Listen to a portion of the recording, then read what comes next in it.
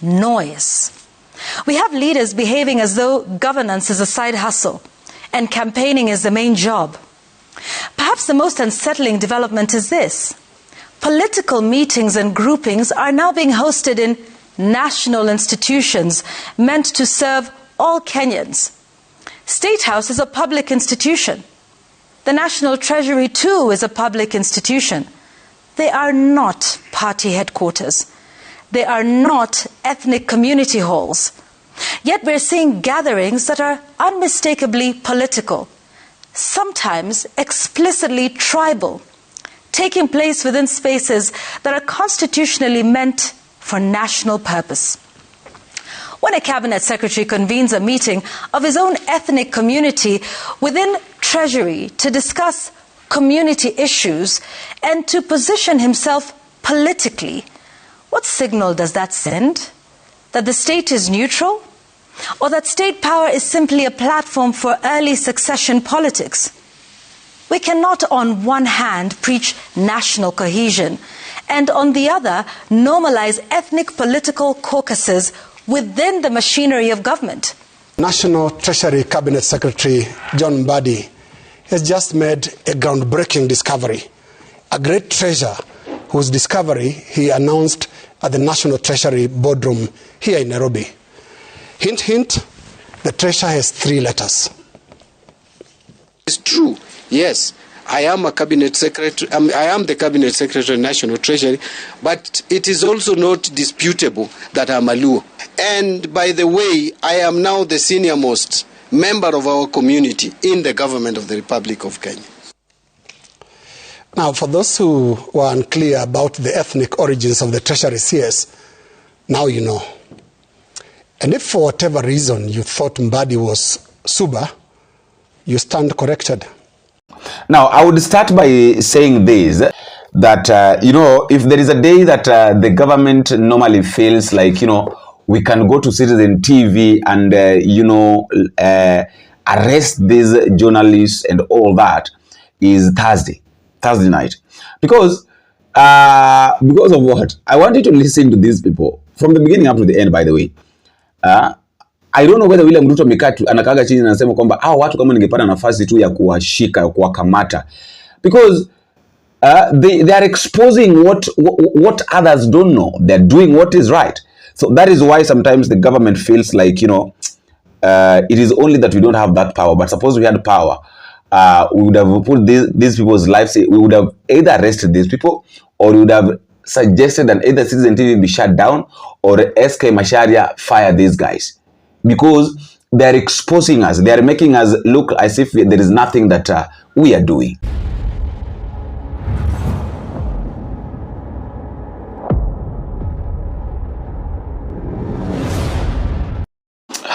Welcome back, ladies and gentlemen, and thank you very much, guys, for your greatest support. Now, fellow Kenyans, sometimes I normally ask myself several questions as far as Kenyan politics is concerned.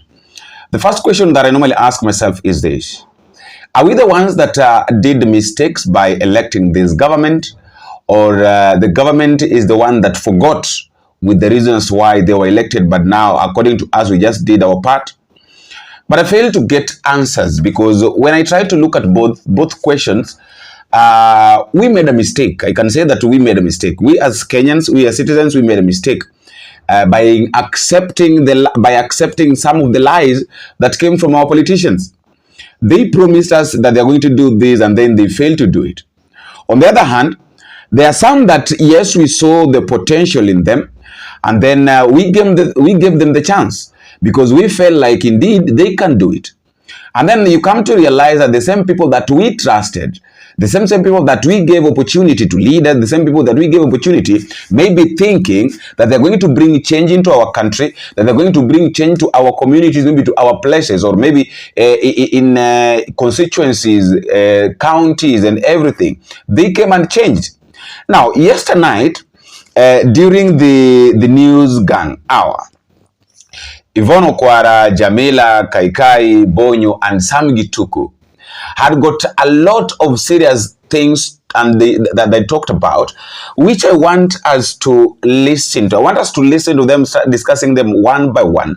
It's going to be a little bit long, but I want you to persevere. Watch it from the beginning up to the end, because it's something that is really going to blow your mind, and indeed you're going to ask yourself a lot of questions concerning where we are, where we were supposed to be, where we were promised that we were going to be taken, and where we are as now. Right now, we are being promised the issues to do with Singapore. We were promised issues to do with the Hustler Fund. We promised things to do with the bottom-up economy. We never saw it. We've never seen it. We've never seen anything. Hustler. We've never seen anything like that. So I want us to start by listening to Yvon Okwara. But before you do that, fellow Kenyans, let me humbly request you that if at all we are meeting for the first time, please don't forget to click the subscribe button. You can as well like, you can share, you can drop me your comment at the comment section. You can tell me what you think and where exactly you are watching this video from. For our first timers, my name is Boniface Owino, and this is Bonita Media. Just mention to me the code of the country or the county where you are watching this video from. Thank you very much. Those who are from +46, that is Sweden. I really appreciate, I really love what you are doing, watching the videos, sharing the videos and giving me your comments. It's very much pleasing, and I really appreciate you for that good work. Now, fellow Kenyans, Yvon Okwara was talking about issues to do with the campaign. And one thing that I noticed was that our politicians right now, we have gotten into that campaign mode. And I was asking myself that, okay, now is this issue of campaign, why are they being done now? Are we not supposed to wait for the IBC to at least announce the timeline, to at least announce that now the time has come for the campaign? Is that not what is supposed to be done? Because according to me, what I know is that it is the IBC that is supposed to say that, okay, now it's supposed to give the politicians go ahead that, okay, now you can start your campaigns. But now you find out now this one is very far different. The moment these people were elected in offices, that is the moment they started campaign. And now Yvon Okwara is talking about something here which I want us to listen to, and then we jump to the next person, that is Linus Kaikais. Listen to Yvon Okwara. 18 months to a general election.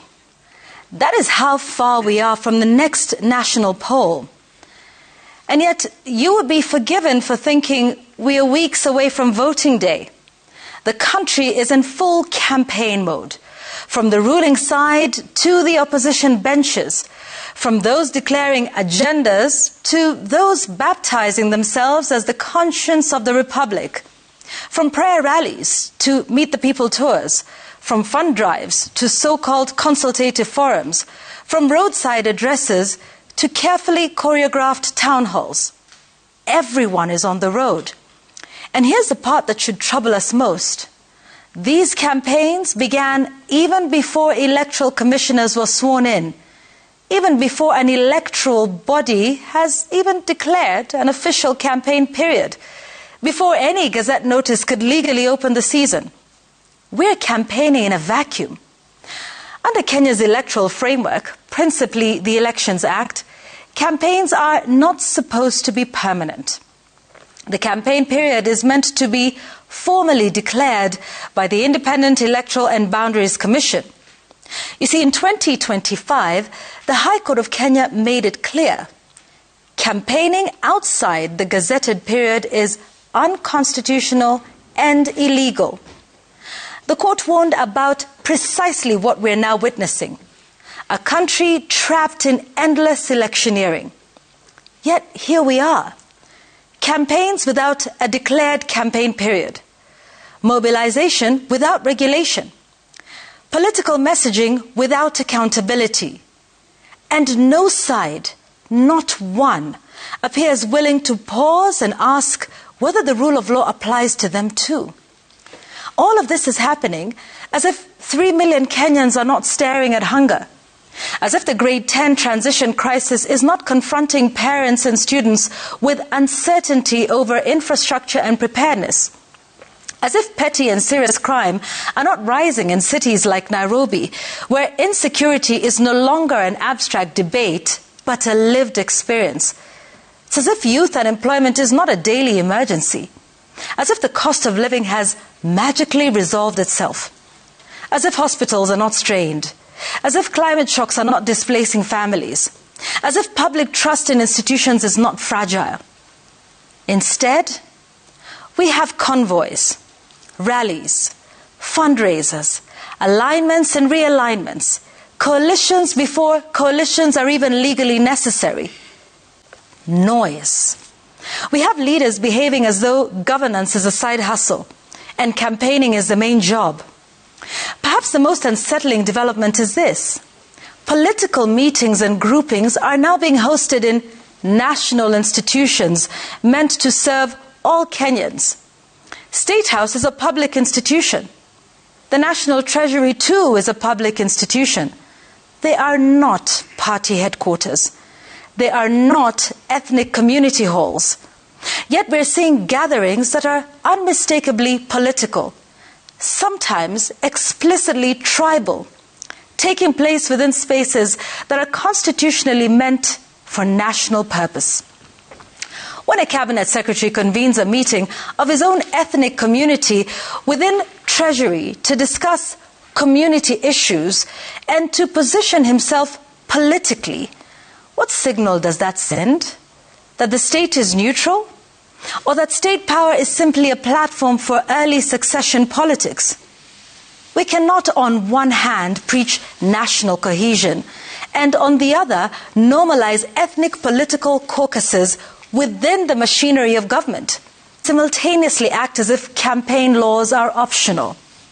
What is perhaps most telling is that there is no clean side here. Those in government say they're engaging citizens. Those in opposition say they're mobilizing for accountability.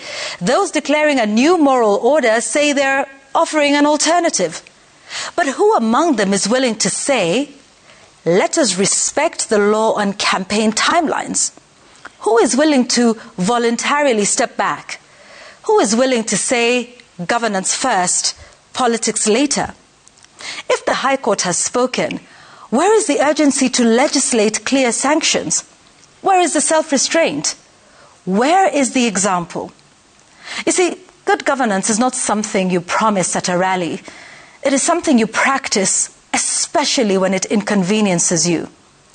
Perpetual campaigns distort priorities, and they advantage the loudest and the best funded. They exhaust citizens, they deepen division, and they hollow out governance.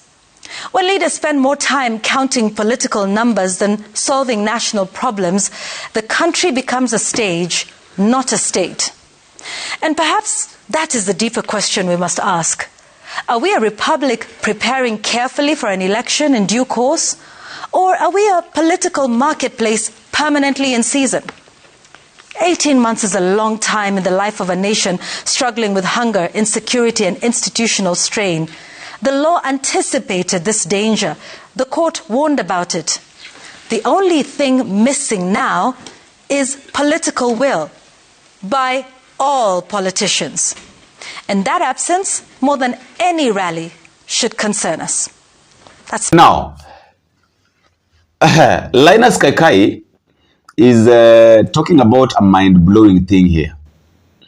And majorly is concentrating, it is trying to deconstruct. Actually, it's not even deconstructing, but it's trying to tell us something that we never saw coming. I want to ask a question. So right now, ethnicity has been the norm in our politics.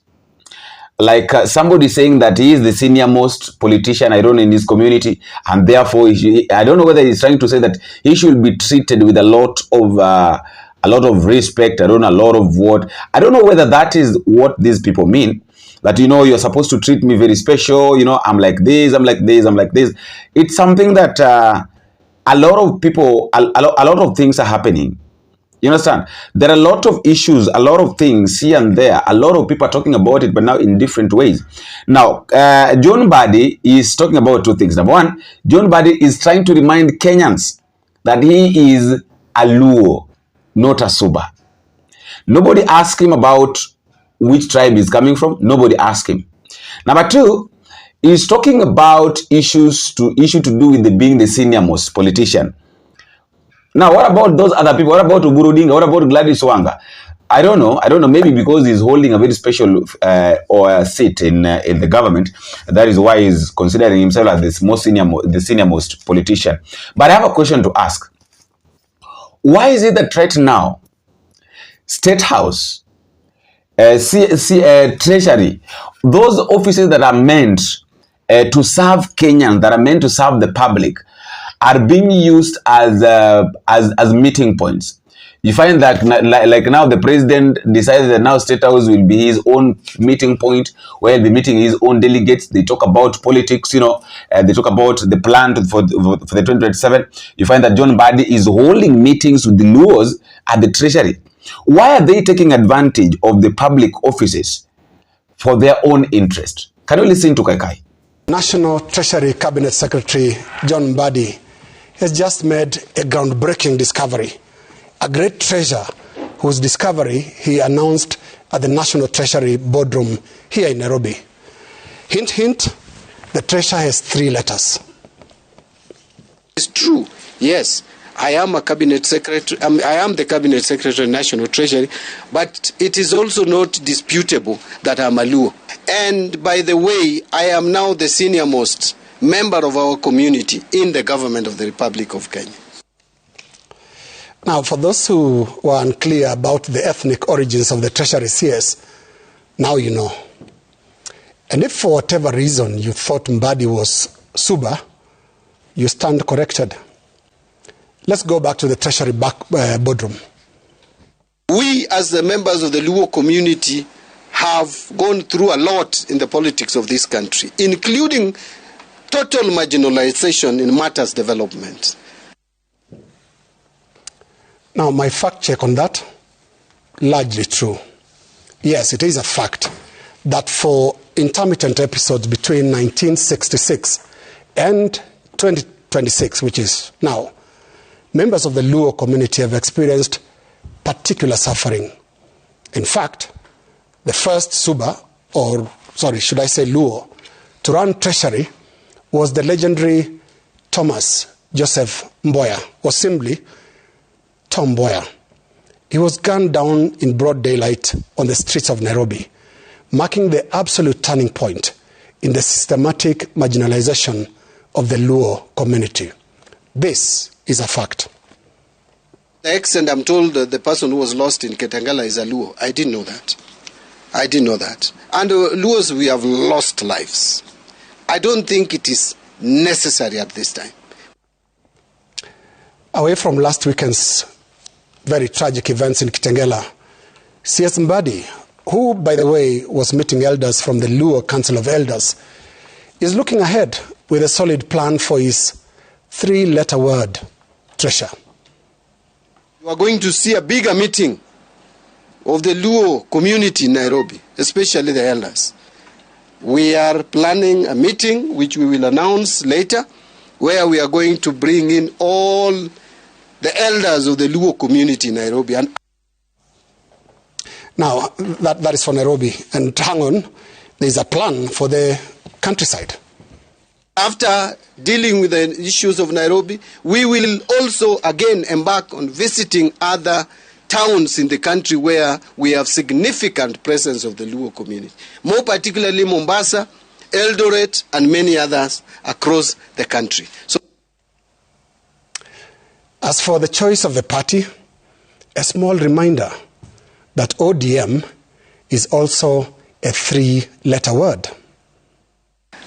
It is true that ODM is a national party, but it is equally true that the foundation of ODM is actually the Luo community. Wow, impressive stuff, CS. For the 8 minutes he spoke, CS John Mbadi mentioned the word Luo 16 times. That gives us the rate of 2 times per minute. The word community, 18 times. The context of all this is the 2027 elections and its related mobilization. Now, this is all well. Tribe is indeed something to be proud of. And in fact, I am just following this as a very proud Maasai, and I can't help wondering, what can John Mbadi Ngongo tell Geoffrey Rigathi Gachagua? Utaambia Rigathi nini? Somebody give them a boat. Iko shida Manyata. And this one of Jamila, I want you to just listen to what Jamila is saying. You know, right now we are seeing billboards everywhere. You know, for this, I want to be president, I want to be deputy president, I want to be women rep. All the billboards and the posters are already out. If you've not seen them, listen to Jamila. Over the past few weeks, I have noticed posters have begun to appear. Faces of aspirants eyeing various seats ahead of the 2027 general election. The polls, for the record, will be held on the second Tuesday of August 2027. To be specific, 10th of August 2027, which is still some distance away. Yet the campaign mood is already frantic. Some of these posters proudly carry party colors. Others don't. Perhaps because the battle for party tickets is a contest of its own, one yet to be decided.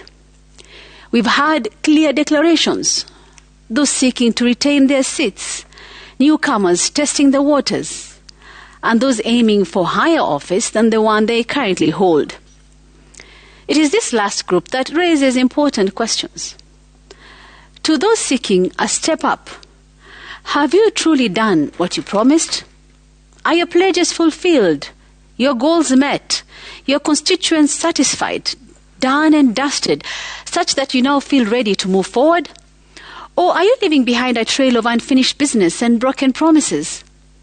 Is this ambition driven by service or by greed? Then there's another category altogether. Those seeking seats that can be termed lower than the ones they currently hold, sometimes because the Constitution bars them from running again for their present office. So what then is the intention here? I ask, is there truly a shortage of leaders in this country, or have our elective seats become musical chairs rotated among a familiar few? And then there's a phrase we hear often from those seeking re-election. Give me 5 more years so I can complete the projects I started. Which projects? The ones launched but never followed up because of corruption? Or the white elephants dotting our landscape? Or the projects where the only visible construction is the plaque bearing your name? 5 years is a long time if used well. Roads can be built, classrooms completed, hospitals equipped, even cattle dips restored. Development is not a mystery, it is just a matter of commitment. And if indeed you have projects worth completing, there's no need to shout from the rooftops. The people you serve see the work you do. They will re-elect you if they believe in your record and want you to continue. But if the only thing that appears near election season is handouts and promises, then perhaps the message is already clear. If you're this type of politician, I think your days may be numbered, because the voter is far more discerning than some leaders assume. In Islam, leadership is described as amana, a trust. It is also mas'uliyah, a responsibility. To those who understand this, do these words still matter to those who are seeking office today? Are they in leadership for the right reasons, or are they amassing wealth in the capital while the people who elected them continue to struggle back home? As voters, there are the questions we must ask loudly and honestly. Are these the leaders we want in the next election cycle? And what real choices do we have? And perhaps the most important question of all, does our vote, or does your vote still matter? And that is my... Sam Gituku is reminded me of something. But remember back in 2013, 2017,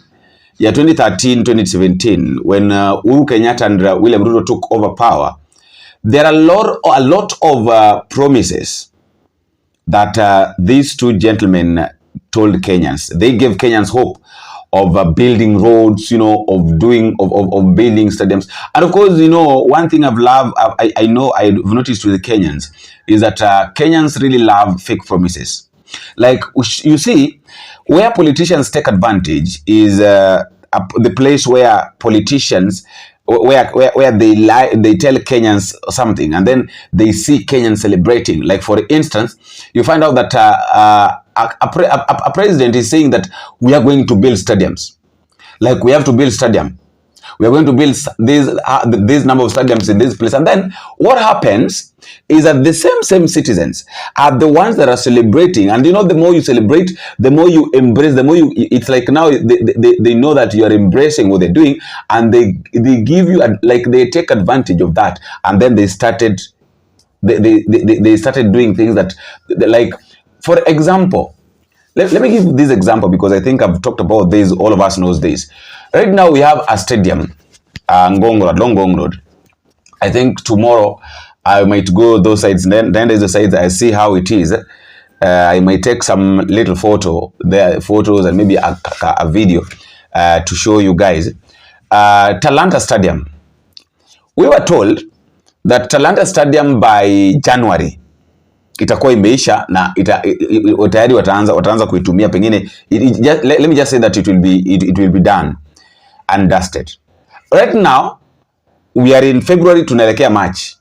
No sign of Talanta Stadium kumaliziwa. What is happening is that the president has turned himself into a content creator. President turned himself into a content creator. What he's doing is he's going there to take videos with nini anaambia watu itakuwa mbaya. Seriously. Recently, President William Ruto was in the northeastern region. Among many other things, he was there to commission the construction of Okwara Stadium at a cost of 900 million shillings. The facility, the president said, should be ready in under 4 months, ready to host the Madaraka Day celebrations, the first of such in the region. Park that for a moment. Let me tell you a story of the quest for stadiums. Kenyans love them. Even the ones they don't have, they aspire to have. In the villages, it is not unusual to find a dusty beaten patch being nicknamed Old Trafford, or a sandy open grassland teeming with thorns and cactus being christened the Emirates. No pun intended.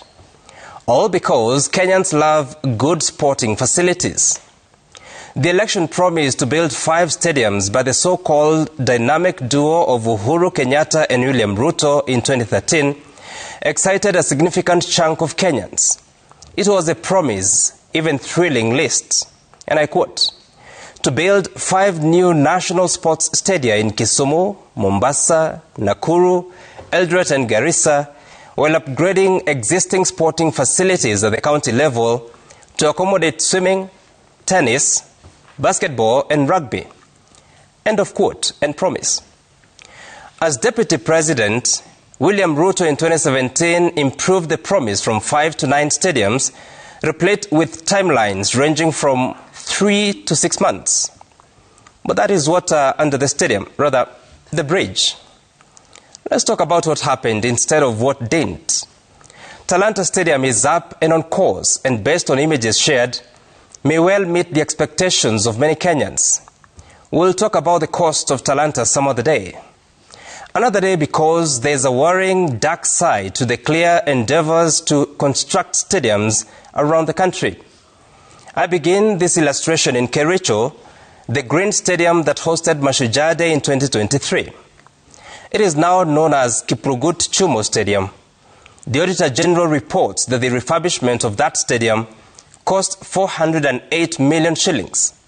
It started with a letter from the Internal Security Principal Secretary on the 19th of July 2023 to the sports peers, informing that the Macharia Day of that year would be hosted at the Kericho Green Stadium. The Director General of Sports Kenya had informed the Kericho Governor of the same on a day before, and refurbishment works were to commence. But then, according to the auditor, The contract was awarded on the 4th of September 2023, by which time there had been engagements between the contractor and the procuring entity, in this case, Sports Kenya, as early as 19th of July, the day the PSAs exchanged notes. A day after the contract was signed, meaning the 5th of September, it was communicated that the contractor had achieved 50% progress in the works, and therefore a part payment of 183 million shillings was due. The auditor noted that the works must have begun way before a contract was awarded. The auditor established that the contractor had issued a letter of acceptance on the 14th of August 2023, nearly 3 weeks before he was awarded the contract. Let that sink. You accept a job before one has been offered, and you sign papers to confirm that. There's something more. The auditor found that the said contractor only registered with the regulator, the National Construction Authority, on the 29th of July, 10 days after the contractor had interacted with Sports Kenya and even submitted designs for Kericho Green Stadium. I know that the dates at this time are already confusing. It is simple. The construction of Kericho Green Stadium must have been a boardroom deal that was inconvenienced by the bureaucracy of procurement. The auditor stated that the management was in breach of the law and that the irregularity of the expenditure could not be confirmed. Away from the green, the president has made a new promise in the north. Wajir must have a new stadium for the 1st June Madaraka Day celebrations this year. That is in 3 months' time. Unless you are a miracle architect, how can you put up long-lasting sporting infrastructure in 3 months? And what is the rationale here? Are we proposing, adopting, contracting and implementing stadiums purely for national holidays?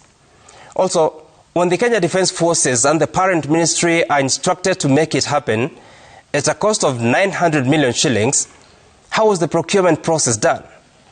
Are we using the KDF to put up sporting infrastructure away from the sports departments to escape the rigorous accountability demands?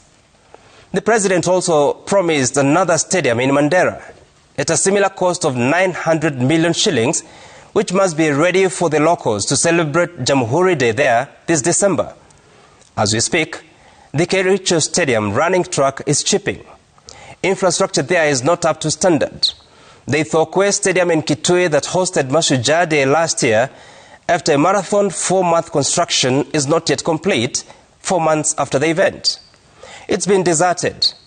Why the rush in the first place? Where's the value for money?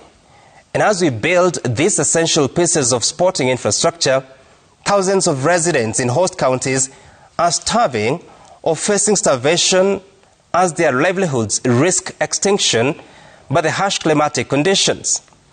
For now, let us play or pray in 3 months' time. That's my... The last person is Bonyo. Bonyo is talking about Kipchumba Murkomen. Actually, Kipchumba Murkomen is one of the most, if I would say this, I'm sorry to say this, but one of the most incompetent leaders that we've ever had as far as Kenyan security is concerned. Because how do you say that the firearms and the tear gas are not held by the police, are held by the public? And now is when you want to start the investigation to find out who is having them. Seriously, and you know you are a leader. You know, sometimes it's good to just listen, just keep quiet, because the more you talk about these things, the more people look at you and they're like, okay, so what are you trying to tell us, guy? What are you trying to say? What are you trying to do? Personally, I would say that Kipchumba Murkomen ni kama ni mtu ambaye amekuwa confused kabisa. He doesn't know, he doesn't understand what is going on. Like literally, he can't even tell us. He can't even express. I would say that he can't even express himself in a better. The composure in him. It's like, you know, he was just woken up and told that, you know, you are the CS of Interior. Do this. No qualification. No nothing. You're just following the wave. You just want to do things to him. There's nobody who wants to be impressed. I want to tell you this, that there is nobody in this country who would want to be impressed by the behaviors of these people. We don't want the impression, we don't want that. What we want is, can you work for us? Can you really deliver? That is the only thing that we want. Can you really deliver? In the last 2 days, Onesmus Kipchumba Murkomen, the Cabinet Secretary for Interior, has sounded the alarm that tear gas canisters are in the hands of civilians, which he now wants investigations, and has tasked the Inspector General of Police, Douglas Kanja, to find out how this happened. The Inspector General of Police is investigating all those incidences to see whether there are some civilians who have tear gas, and these are resources that are not supposed to be in civilian hands, or whether there are police officers who are colluding with civilians and giving them tear gas canisters. It's the same problem. It's not unique to tear gas only. But CS, with all due respect, this is not a mystery. It's an accountability question. Kenya does not manufacture tear gas. It is imported under tightly controlled licenses for one purpose: law enforcement, primarily for use by the National Police Service. This is not sugar or rice or maize that passes through the open tender system. Every single canister that enters this country is procured through a known supplier, logged through a controlled supply chain, issued through a documented structure, assigned to a specific officer, recorded before deployment, and accounted after use. That is how a discipline of service works. In fact, police procedures already answer the question that you now want investigated. For the avoidance of doubt, here is how it works, once again, CS Murkomen. An officer commanding a station must sign for every round of ammunition, every firearm, and every tear gas canister issued. There are registers, movements, and records for before and after action. When they are returned, this is logged. So if a canister is in the hand of a civilian, we are not dealing with an unknown. We are dealing with a broken down system or an abuse of the very system. This is what in other sectors like agriculture and pharmaceutical is called traceability. The ability to track an item one step back and one step forward. It is widely used in these sectors. And without a doubt, the security agencies are supposed to live by this. The policing structure in this country dates back to over a century, to the days of the East African Protectorate. Surely, in 2026, we cannot claim we do not know where state-controlled crowd control equipment came from. You do not launch investigations to discover what your inventory system should already be telling you. You demand an audit and explanation from the custodians. So CS Murkomen, you enforce command responsibility in this, because the officer who signed for this equipment are not faceless. They're no strangers. They're the very people who line up parades during your ministerial visits. They brief you and escort you, as well as usher you into their stations across the country. Look at them into the eye and ask for the records. Anything else looks like a theater funded by taxpayers. If you can deliver, fine. If you can't deliver, fine. Anyway, fellow Kenyans, that is all I had, and that is all I wanted us to know. Please don't forget to click the subscribe button. You can as well like, you can share. Drop me your comment at the comment section. Tell me what you think and where exactly you're watching this video from. But